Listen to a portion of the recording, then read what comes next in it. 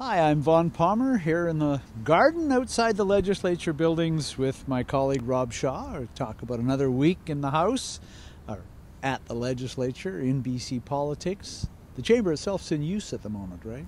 That's right, yep. There's lots of stuff happening here even when the politicians aren't here, and we are still trying to basically sift through the ashes of this incredible court decision from the Supreme Court of Canada last week in favor of the teachers. Vaughn, you and I have both been looking at it.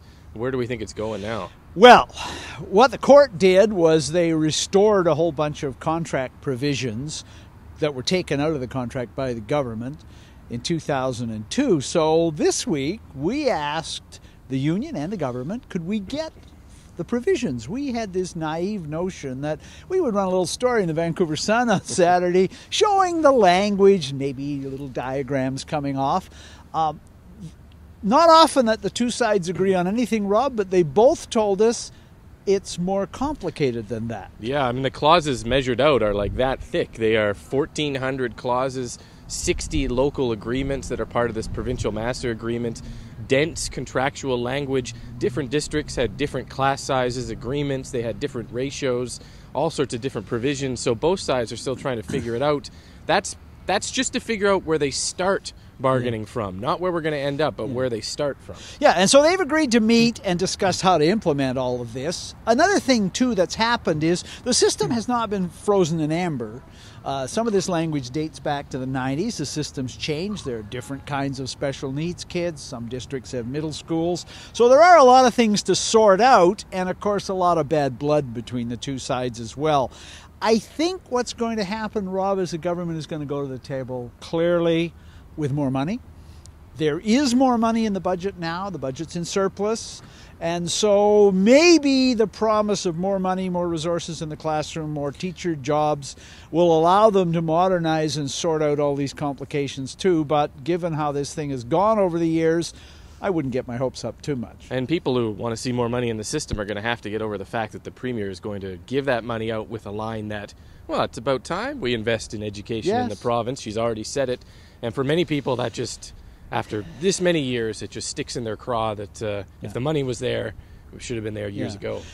We got a new child and youth representative this week. After thinking for a while this job might be tough to fill, it looks like they found a pretty good candidate. They did. A gentleman by the name of Bernard Richard, who is the former New Brunswick children and youth advocate there. He was also the privacy commissioner. He was a lawyer. He was an MLA. He was a former social worker. He was a cabinet minister. So he brings this incredible resume. And as I was talking to people this week, they said, look, if there was any concern that the government was going to use the departure of Mary Ellen Turpel-Lafond, a fierce watchdog, to put in a patsy, to put in someone who would give government a pass on child welfare issues, this is not the guy, and in fact, he's every bit her equal. Interestingly, the first time they posted the job, he didn't even know it was vacant. They didn't like the applicants. They posted it a second time.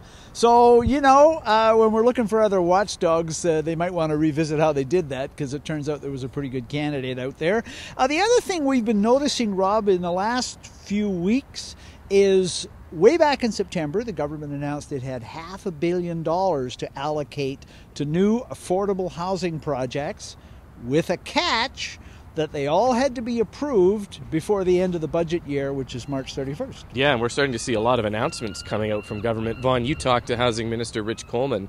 He pretty much told you that money is allocated. Yeah, he said that when the government first indicated last spring that it had some money for affordable housing projects, so seniors housing, rental housing, low income, people with mental problems and so forth, that they were oversubscribed. They had roughly 10 projects for every dollar they had available. So he said as a result, they've been able to move fairly quickly. He says most of the money is allocated, hasn't all been announced yet. Some of it will be announced in the next few weeks. So there may be a big housing project coming to your community. One in many cases that's long overdue. The only real condition the government had on this was that they had to be ready to go. The land had to be available. The local council had to be supportive. So if your district isn't getting one, maybe they weren't ready to roll. Well, that's partly because of the fiscal year at the end of the provincial calendar at the end of March. Also, though, the political reality that the government would love to see a series of affordable housing announcements throughout the run-up to the election, because that's a file in which they know they need to do a lot more work on people are quite upset about housing in general, affordable housing and rental housing in particular.